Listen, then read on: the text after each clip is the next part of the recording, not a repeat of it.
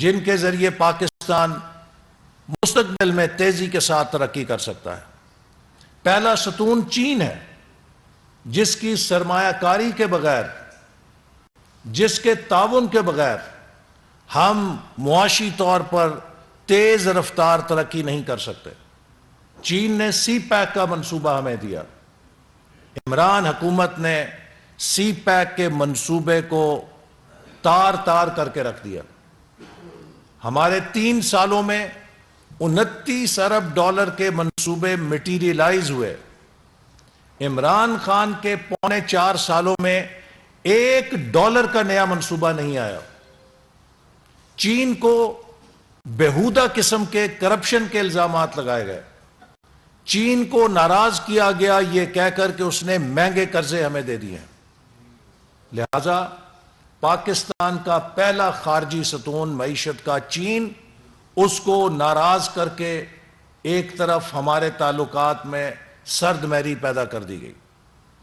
پاکستان کے دوسرا ستون یورپین یونین ہے، جہاں نہ صرف پاکستانی تارکین وطن بھی بستے ہیں بلکہ اس نے جی ایس پی پلس ہمیں دے رکھا ہے۔ اور یہی عمران نیازی جب فرانسیسی سفیر کو نکالنے کی بات تھی، جب نبی کریم صلی اللہ علیہ وسلم کی حرمت اور ناموس کا سوال تھا، تو قوم کو یہ بھاشن دے رہا تھا کہ ہمارے قومی مفادات میں نہیں ہے کہ ہم یورپین یونین سے تعلقات کو بگاڑیں۔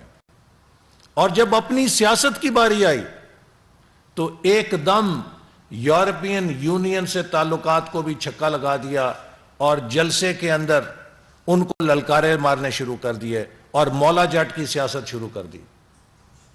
ہمارا تیسرا ستون معاشی میدان میں خارجی امریکہ ہے، جو ہماری مصنوعات اور برآمدات کی بہت بڑی منڈی ہے اور دنیا کی سب سے بڑی تجارتی منڈی ہے، جس کو چین بھی ناراض نہیں کرتا۔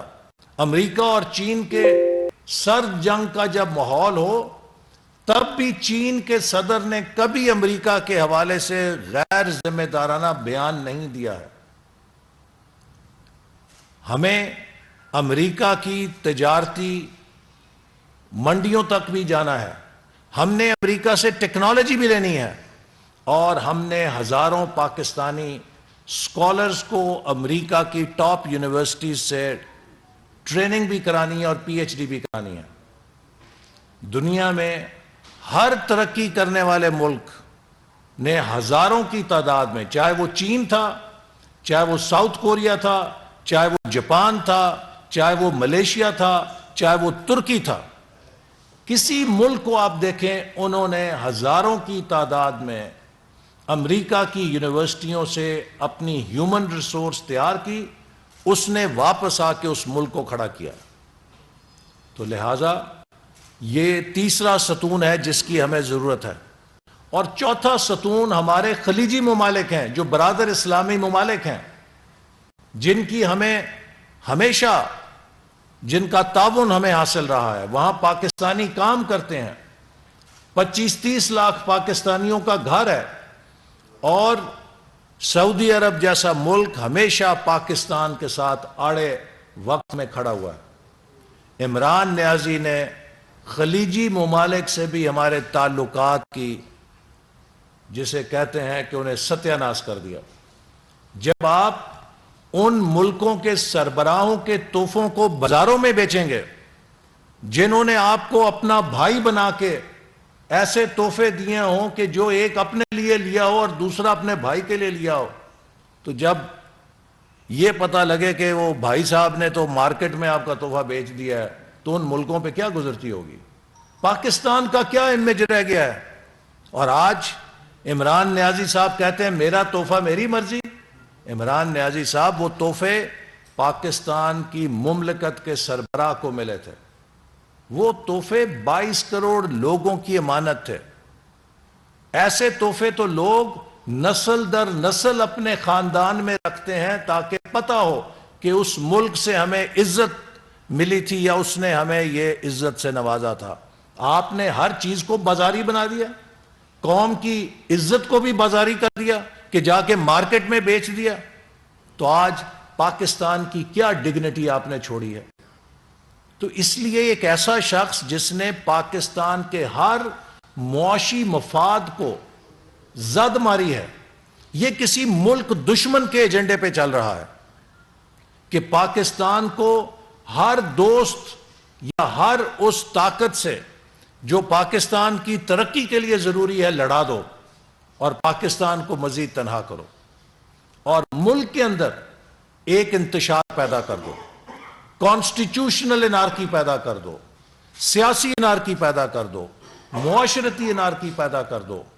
آج آپ پاکستان میں جس طرز عمل کا مظاہرہ کر رہے ہیں، جب قومی اسمبلی میں آپ کے خلاف تحریک پیش ہوئی تو آپ نے ڈپٹی اسپیکر سے آئین شکنی کرائی اور اس کو آپ نے گلیمرائز کیا کہ یہ بڑا بہادر آدمی ہے، اس نے آئین توڑا ہے۔ آپ جلسوں میں اپنے اسپیکر اور ڈپٹی اسپیکر جنہوں نے آئین توڑا ہے انہیں ہیرو بناتے ہیں۔ وہ ہیرو نہیں ہے، وہ پاکستان کے آئین کے مجرم ہیں، اور ان کے خلاف انشاءاللہ تعالی آئین شکنی پر کارروائی ہوگی۔ ہم کسی کو اجازت نہیں دیں گے۔ ہم نے حلف اٹھا رکھا ہے، اور عمران نیازی صاحب آپ نے بھی حلف اٹھایا تھا پاکستان کے آئین کی حفاظت کرنے کے لیے۔ یہ بچوں کا کھیل نہیں ہوتا ہے، ایک ایٹمی طاقت ہے، ایک ریاست ہے، اس کا ایک نظام ہے۔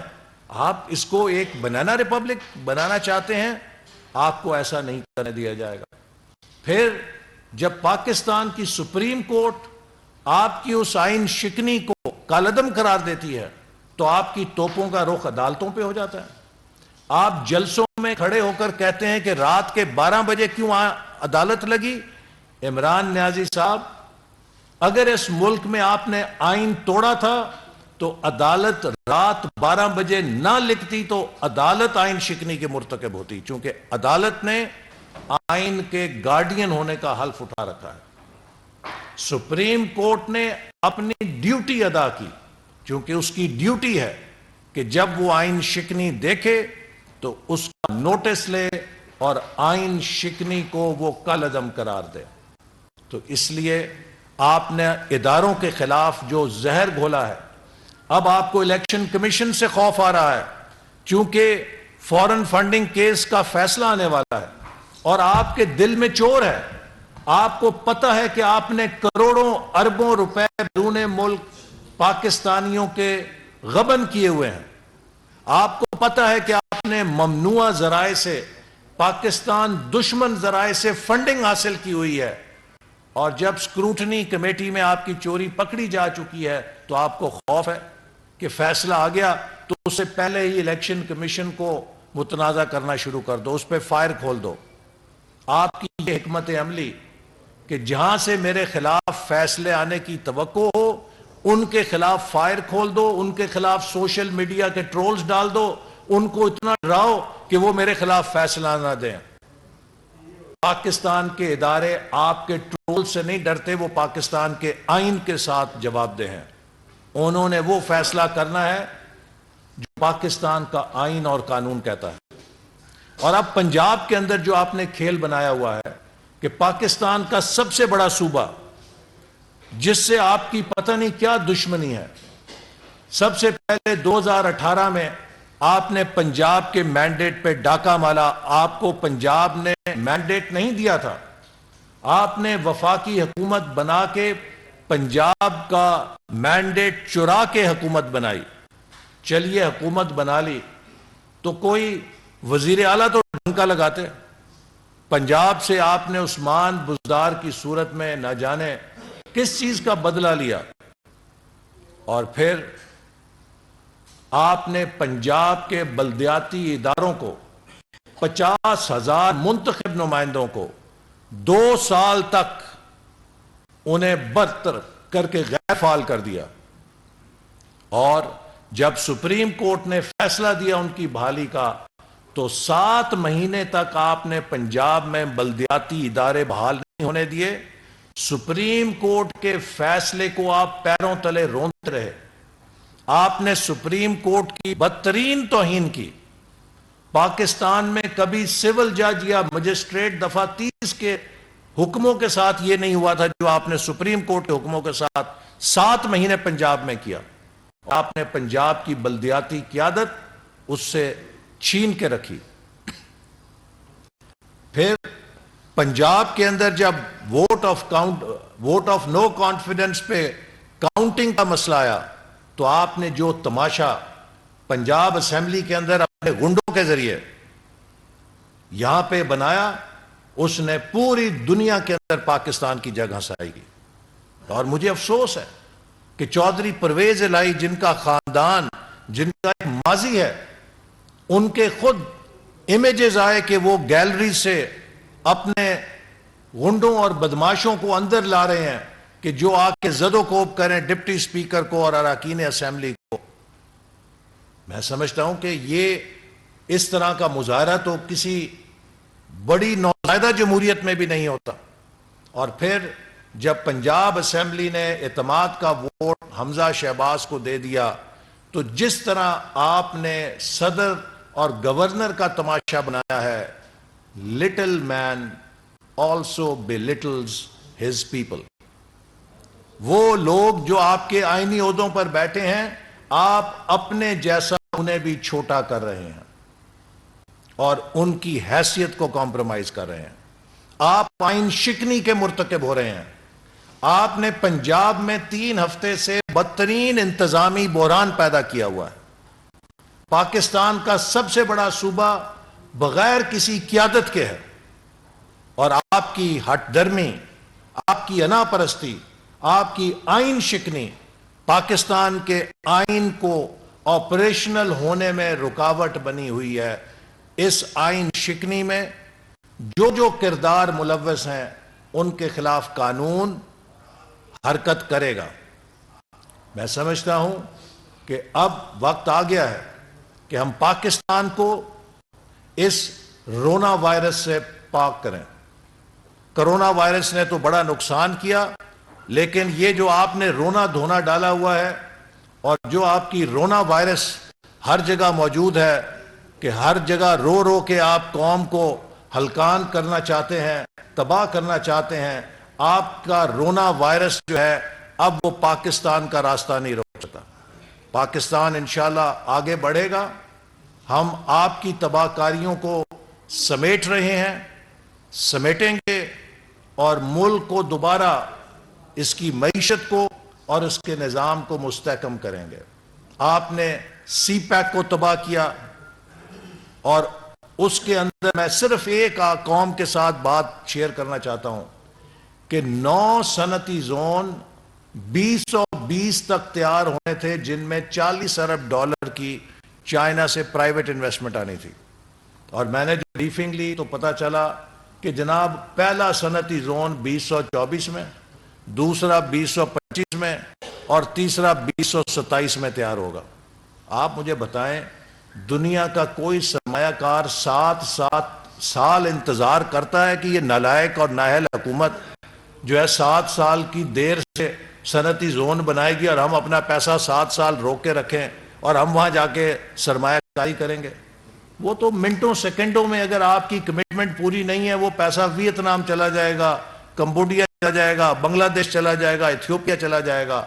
7 سال کی تاخیر. اور ان 9 میں سے 5 صنعتی زون ایسے ہیں جن میں کام ہی نہیں شروع ہوا ابھی تک. آپ اندازہ فرمائیے. یہ ہے وہ نالائکی، یہ وہ نااہلی جس کی آج پاکستان سزا پا رہا ہے. تو اس لیے عمران صاحب، آپ کا رونا وائرس لوگوں کو اب گمراہ نہیں کر سکتا. لوگوں نے 4.25 سال آپ کو بھگتا ہے. بدترین مہنگائی، بدترین بے روزگاری، بدترین غربت، بدترین بند انتظامی، بدترین گورننس، بدترین خارجہ پالیسی، ہر شعبے کو آپ ملیا میٹ کر کے جا رہے ہیں. اب آپ اگر قوم کا کوئی ہیرو بننا چاہتے ہیں تو لیٹ می سے جسٹ ون تھنگ. 28 مئی 1998 کے بعد پاکستان کو ایک ایسی چھتری مل گئی ہے کہ پاکستان کی خود مختاری پہ کوئی میلی نگاہ نہیں ڈال سکتا. آپ جیسے نااہل اور نالائق لیڈر کی پاکستان کی خود مختاری کے دفاع کی ضرورت نہیں ہے. پاکستان کے دفاع کو اور خود مختاری کو نواز شریف جیسا بہادر لیڈر 28 مئی 1998 کو ناقابل تسخیر بنا گیا تھا۔ آج پاکستان کی طرف دنیا کی کوئی طاقت میلی نگاہ سے نہیں نظر ڈال سکتی۔ عمران نیازی جیسے نالائق اور نااہل لیڈر سے پاکستان کا مطلب کیا لا الہ الا اللہ کا نعرہ نہیں محفوظ؟ پاکستان کا مطلب کیا لا الہ الا اللہ کا نعرہ 22 کروڑ عوام کے دلوں کے اندر گونجتا ہے اور زندہ ہے۔ آپ نسیم حجازی کے ناول کا ہیرو بن کے اپنی ناکام سیاست کو زندہ نہیں کر سکتے۔ آپ دن بدن ثابت کر رہے ہیں کہ آپ اس ریاست کے نظام کے لیے نااہل ہیں۔ آپ اس ریاست کے نظام میں ریکلیس ڈرائیور کی طور پہ ایک تباہی کا ایجنٹ ہیں، اور جس غیر ذمہ داری کا آپ مظاہرہ کر رہے ہیں، آپ ایک ایک کر کے اپنے واپسی کے سب دروازے خود اپنے ہاتھوں سے بند نہیں کر رہے، انہیں تالے لگا رہے ہیں۔